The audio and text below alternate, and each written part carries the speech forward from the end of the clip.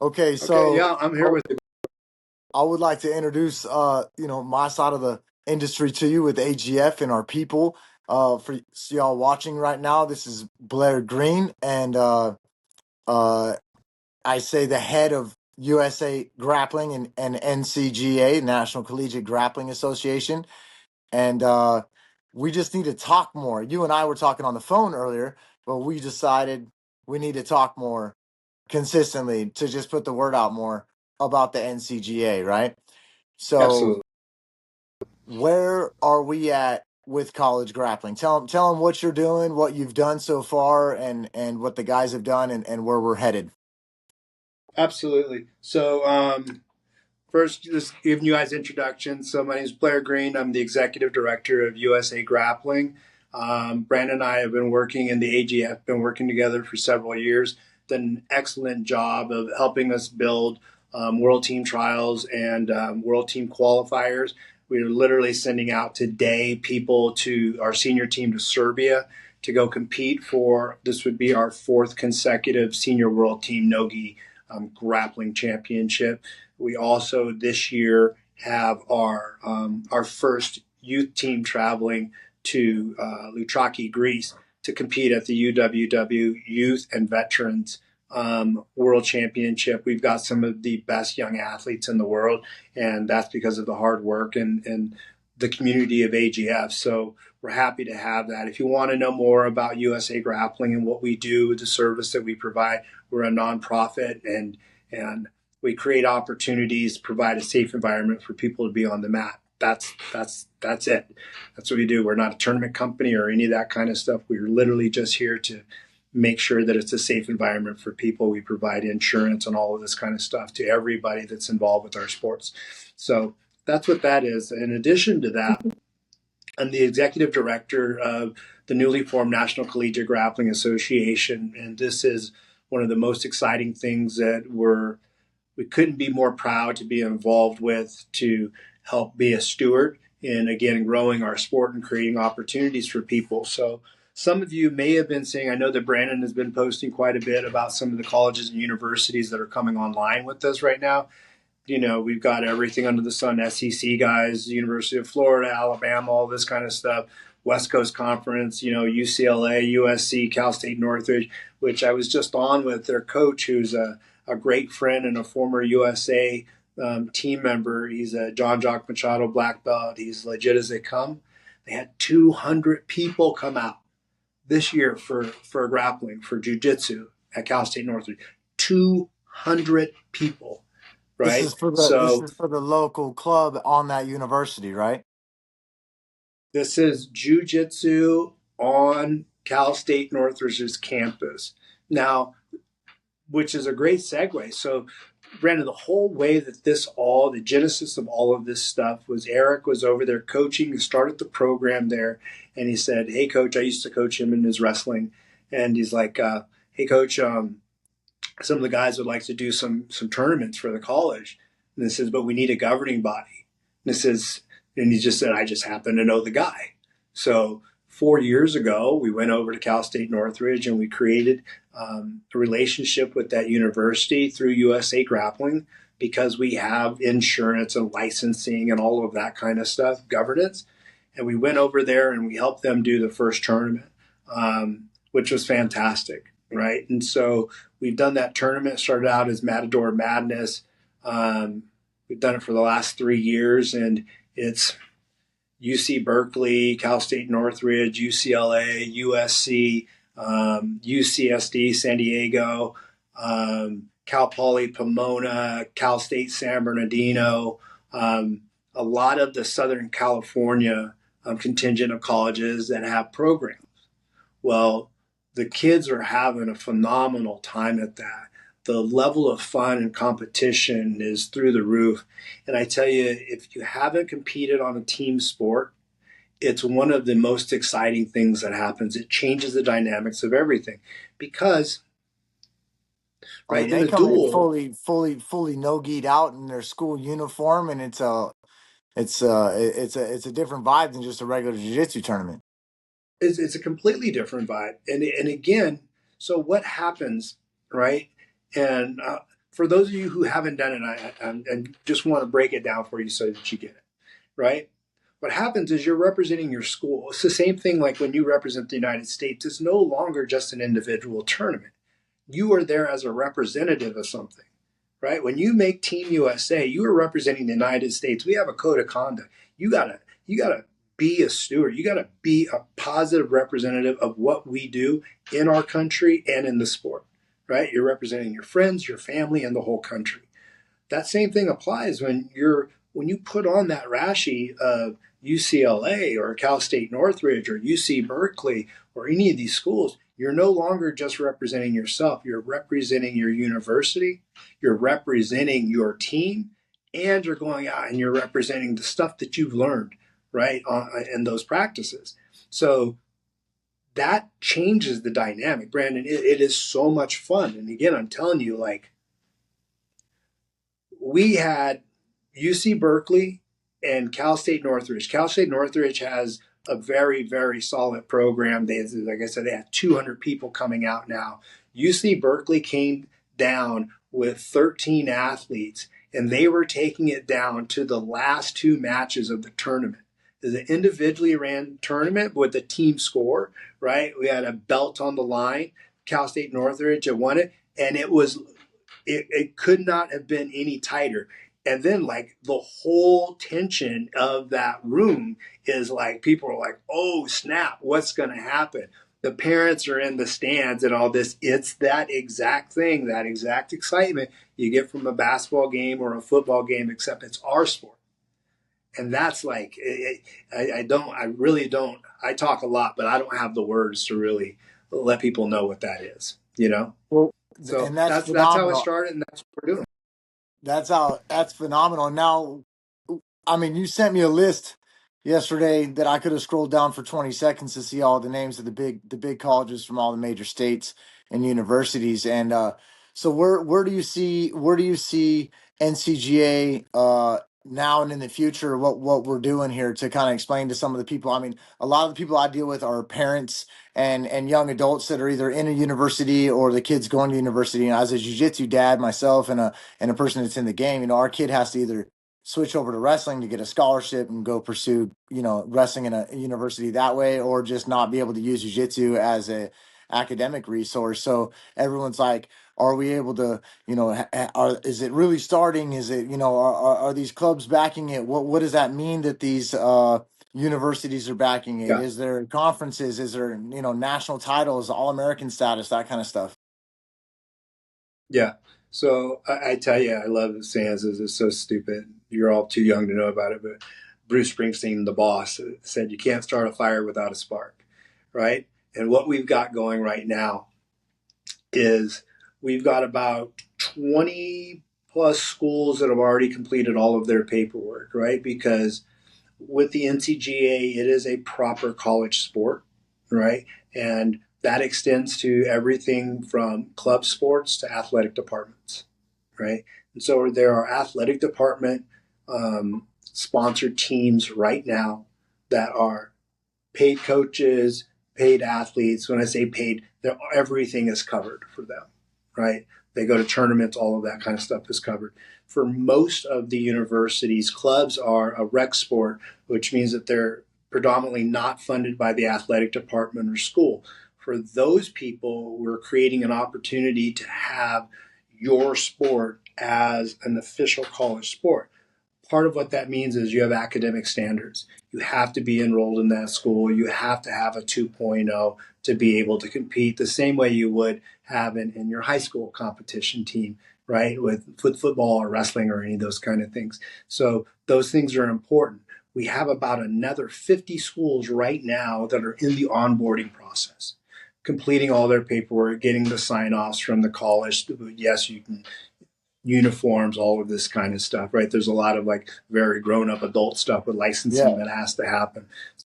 That's Yeah, because happening. And it's we're more talking than right I now. think other people realize with eligibility and redshirt year and just I mean like you said it's a lot to in the background with the red tape with the universities to get it all cleared, but then also just making sure that an athlete is eligible to compete at an event as well too. There's more to it than just a regular registration. Yeah, no, it's not a regular registration. The only way to compete is through an approved program at your college or university. So you can't just say, I'm in college, I want to go. It doesn't work like that. So again, this is part of the thing of that process. Hey guys, I'm on a call. So uh, with that, what we have is you got to go through your college or university. They have to approve your team, acknowledge you have to have your coach approved, all of this kind of stuff, bunches and bunches of red tape to get through that process. But that's what we're doing. That's our job in the background, working with these universities, and that's why it takes the time to get them on board. Now, importantly, in that, and answering your question, Brandon, because I can go as far as you want with red tape, but what happens is right now, today, we have our pilot season happening for 2025, right? We have a Southeast Conference happening October 25th at in Tuscaloosa, Alabama. The University of Alabama hosting that, right? Florida, UCF, Auburn, the schools in Georgia, all of that, they're going to meet there and they're going to fight it out. This year, it's not an official conference because our conferences aren't fully built yet, right? So it's a regional tournament because you don't have to win it to get to the nationals this year, 2025. On the same day, October 25th, in Houston, at Sam Houston State University, we have the Southwest Conference, right? That's the Sam Houston University. University of Texas, I think, is clearing today. Longhorns. Texas A&M's team is clearing, I believe, today, tomorrow. Cameron from Oklahoma, working on getting Oklahoma State. Those colleges will meet there and have their tournament and battle it out. And then on November 8th at Cal State Northridge, we'll be doing the West Coast Conference with all those schools I mentioned. Sacramento State's got a legit program. I believe some of the Oregon schools might be coming down. So that's happening. Again, to get those first taste of the college tournament thing going. And then on November 14th, 15th at LSU Shreveport, we'll be having the first collegiate national championship. The first time there's going to be a national college champion in jiu-jitsu, right? Jiu-jitsu, grappling, catch wrestling, all the same thing for us. If you got the skills, there's no belt requirement or any of that. You come out on the mat and your skills will decide who wins that, right? And So so that's what's speak happening with. if you could speak just a little bit on that, like to explain to some of the people, um, it's not bell rank. It's not. You got two divisions. You have D1 and D2, right? Yeah, And what's the D1 being uh the upper rung, the harder one, and D2 being the lower of the two. Um, what male and female? How many weights do we have for the male? Nine or yeah, something? we've got 9 weights, right? And let me address that a little bit. So you guys are downloading some of this. So with grappling, right? The word grappling, it's encompass of all non-striking combat sports. So Brazilian Jiu-Jitsu is strictly Brazilian Jiu-Jitsu. It comes from the Gracies and what they did, and it's a pretty special lineage and all this kind of stuff. And then you have other things. Wrestling is a grappling sport, right? It's a part of it, right? Sambo is a grappling sport. It's a part of it, right? So any of those things, catch wrestling, what Josh Barnett does with his tournament, it's a grappling sport. So what we believe, right, is the truth will always come out on the mat, right? It doesn't matter what you call it. Is that you can take a person down or you can't take a person down. You can get them in their guard and submit them. It doesn't matter. The truth will come out, right? And so Right. that's what we do now. That being said, we spend a lot of time and have some of the smartest guys of jiu-jitsu and other sports on the planet that come together and talk about how do we create an equitable rule set that's engaging and fast and supports and honors all traditions, right? So that being said, if you're a traditional jiu-jitsu player and guard is your game, get into your game, right? You're not penalized for that, right? But you are penalized for trying to game points. If you're trying to game a system, that's not going to fly. You'll lose, right? But if you're an aggressive jujitsu player or an aggressive top game wrestler and you know how to submit somebody or put them in danger, you're going to do well in the sport. Nice. Nice. Yeah. So give an entrance into this for people who've trained multiple things in their youth before college.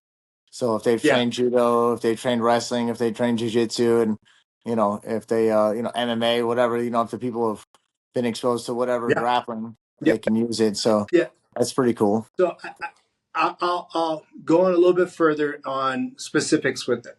So D1, right? And so because we're grappling, there's no belts, right? You don't have a prerequisite of training, right? And it says what you have is you got to be able to make your team, right? And so kind of akin to college sports now and high school sports traditionally, anything in the prep world, you have a varsity team, right? Like your number one guy in that spot, and that's that number one thing. That's your division one, right? Yeah. Now, with us, we're not going to have a prerequisite of how much training you have to have or any of that kind of stuff, but you will have an expectancy to be able to compete at that highest level. D2 would be that I'm not ready for that yet. I'm newer to the sport, right? I may be a great wrestler, but that doesn't really mean anything when it comes to defending or being able to attack submissions, right? So I need some time to develop, but I still want to compete. I'm still Mm. here to game. I'm here to get down and play, right? So that's our delineation between Division One and Division Two. In the coming years, that Division One national champion should be a person that's competing at a very, very high level, competitive on the world stage. Yeah, Just the for same way sure. it is in wrestling, right? Yeah, I imagine in the next 2 years that the conferences will become pretty intense, right? SEC, Yeah, Pac-10, that kind of stuff. We have regionally eight conferences spread out, and then you have a national championships at the end. I imagine even just next year it will do well, but the following year, by 2027, you're talking trying to get network exposure, just like wrestling gets, just like judo gets, and trying to elevate the sport even more with that. And hopefully, we start to get what all the parents are asking me about, and that's scholarships to universities, so kids don't have to quit doing jujitsu and do something else, or just not get any support for jujitsu. yeah, So parents are asking me on a constant basis, is there tell us where the sponsor, not the sponsorship, but the scholarship is, and we'll go, we'll apply at that university. So there's gonna be some fun yeah, times ahead of us for sure. But that's definitely en route. Blair, I gotta go right now. I have to split, but let's continue to do this and just keep putting more info out with the people. This yeah. needs to be like consistent. So let's do it every couple days or whatnot, and talk about So, new universities that are on, and any absolutely. kind of updates. Brandon, give me 30 seconds because I want to make sure that the people, the competitors, the parents, the fans, all this stuff know this. So we have those three conferences coming up in the next 2 weeks, right? Next couple of weeks and beyond. We have the national championship happening there. We've just added our first postseason tournament run by AGF in Orlando. We're going to be adding two more of those tournaments. So that's November is nationals, and then we get into postseason. There's going to be events running all year long into the 2026 season with the next national championships and conferences happening October, November. So like, there's so much coming. I'm super stoked to be sharing that information, and let's keep putting it out. Yeah, so just to clarify for some people, if they've seen one of the USA Grappling qualifiers as like a standalone event at one of AGF's events, we're gonna do something similar like that, right? So we're gonna have a mat or two in certain regions where AGF already has an existing event, and then it'll be like a little side event for the NCGA, because that way it'll have their own rule set, and separation and specialness. And then we have ones where AGF will go to a university and facilitate a tournament. We got things where universities will facilitate themselves and do duels, right? And so there's going to be many variations of how it's going to play out. A lot of the wrestlers that are in the game are going to already see this, right? Because duels are a thing that are in wrestling. It's not necessarily in other sports, right? But you have the duels, and then you have regular tournaments, and then you have national tournaments, and you have the national championships. And so you have many different ways, because everyone's asking me exactly which way it's going to go, and I'm like, look, it's going to be like 5 different ways. you know It's very very comparable to college wrestling in the way that's run now, right? With the NCAA, very very similar. And again, I talk your ear off, but the crazy part about it is already happening. The first duel happened last weekend in Houston. Sam Houston State defeated Cameron University out of Oklahoma by 3 points. Right? It was really really cool. So the duels are already happening. We'll be posting more of those. We're going to be bringing a lot of those streamed to you on YouTube and others, and there's some other opportunities happening with ways for you to see them. But just keep checking in with Brandon and what's happening on with the AGF and the NCGA. You can go onto the socials, follow up on there. We'll just keep posting stuff for you guys to have. And if you have any questions, you want to know anything else, reach out to them, and we're always available. We're here to answer questions and create and opportunities. would the best place to send them right now be the ncga.org? The ncga.org, you can see what events are locked in right now. We did an official partnership with Smooth Comp, so all events and rankings and results will be available on Smooth Comp. A bunch of these streams will be available on Smooth Comp and others. So like it's here. You're going to see a whole lot more about it, and we're so excited to share that with you. All right, sweet. Let's do some more. We'll chat out it more and keep updating folks. All right, thank you, bud. Peace.